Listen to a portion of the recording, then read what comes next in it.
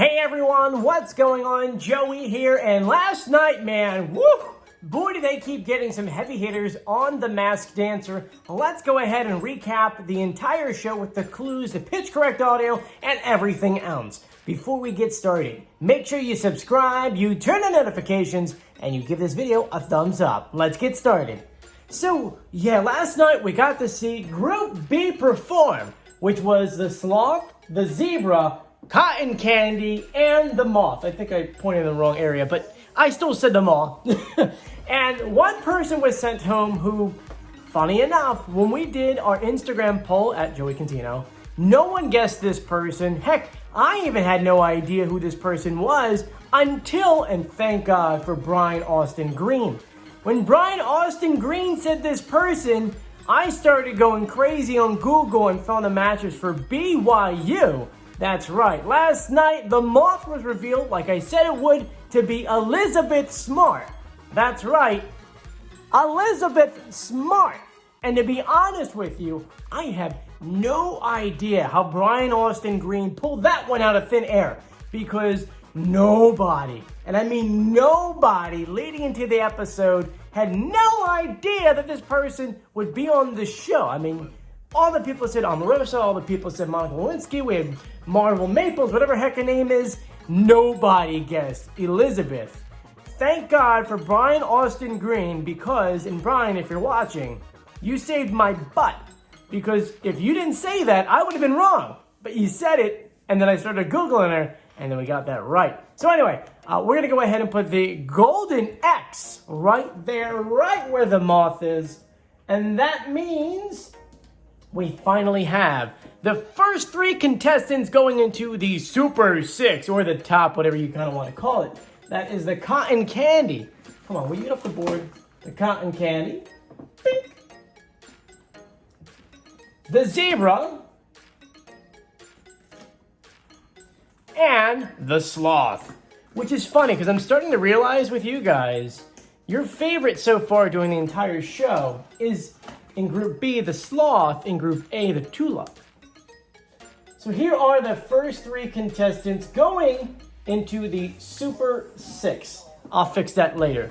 Now let's go ahead and recap everything else that happened on the show. Starting off with a guest host, we had Cheryl Hines from Curb on the show last night, and she is always a lot of fun.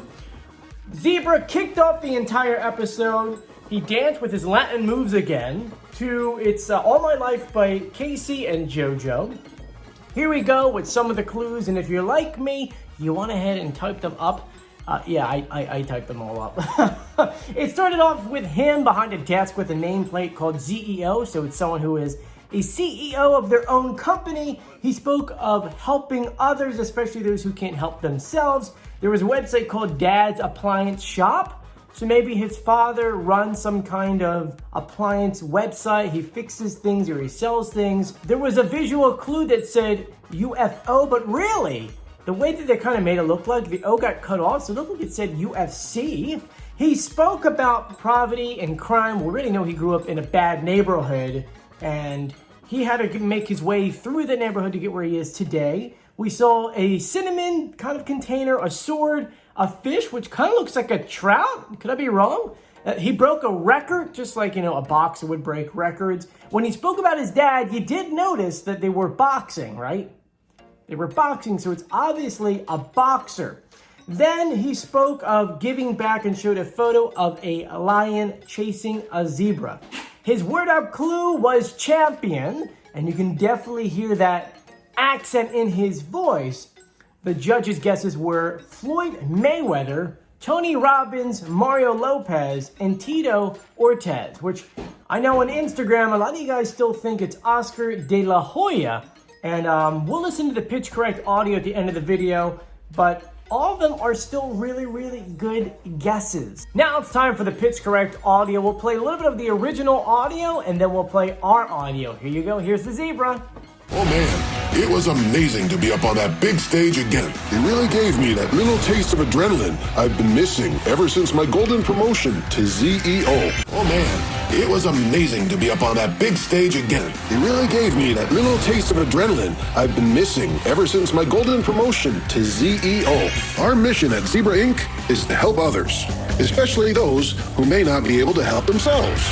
Next after that was the Cotton Candy, who I still can't believe they're dancing after that fall last week. She danced to Lady Gaga's Sour Candy, and if you're like me, that song has been stuck in your head since that episode aired. Seriously, Cotton Candy says she missed out on a lot of milestones growing up, feeling iced out by kids her age. She showed a book called Cotton Candy's Story and started with chapter 1. She said that she was used to setbacks and grew up where life was carefree and simple for everyone but Cotton Candy. She said it was hard to balance practice with everything else in her life, so obviously an athlete of some sort.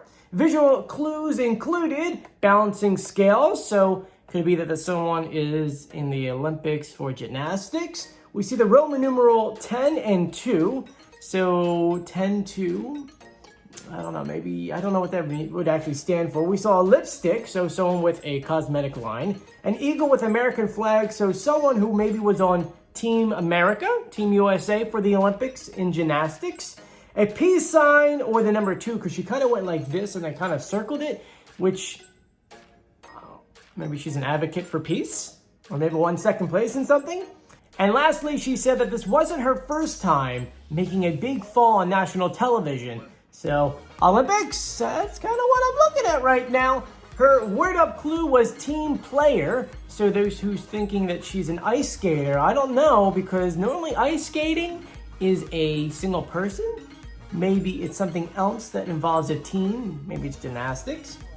The guesses were Jenna Dewan, Tara Lipkinski, and Christy Yamaguchi. I hope I said that right. Now let's listen to the Cotton Candy pitch correct audio. Well, that didn't exactly go as planned. It was a scary fall. But you think I'm gonna let one fall stop me? No way. Well, that didn't exactly go as planned. It was a scary fall. But you think I'm gonna let one fall stop me? No way. I'm used to setbacks. I grew up in a place where life was carefree and simple. For everyone but me. It was so hard to balance practice with everything else in my life. And the last person to perform was the Sloth. He performed the Joe Crocker and Jennifer Warren's Up Where We Belong. For his clues, he revealed that he has a bad boy reputation. He's also really funny, because as he said that last week was his scariest thing he ever did, and he goes, oh, it's not hard for stars like him. Okay, so we know this guy is a big celebrity. There were sports clues given, which was like a baseball bat, a soccer ball. I mean, there's so many different sports right there. Sloth says that when he was young, he moved to a new place with a new language. So let's think. This person knows multiple languages, we're assuming, or moved from the United States outward to go ahead and study something. All right? Sounds right to me, because their English is pretty good. There was a boom box overhead, giving like a say anything kind of vibes. You remember that movie? Other visual clues included a helmet, a backpack, the number 18, so remember that number, a I love you sign, a maximum velocity, and a baby sloth in a box. So maybe he has a kid. His word out clue was leading man. So is he an actor? Is he someone who leads a sports team?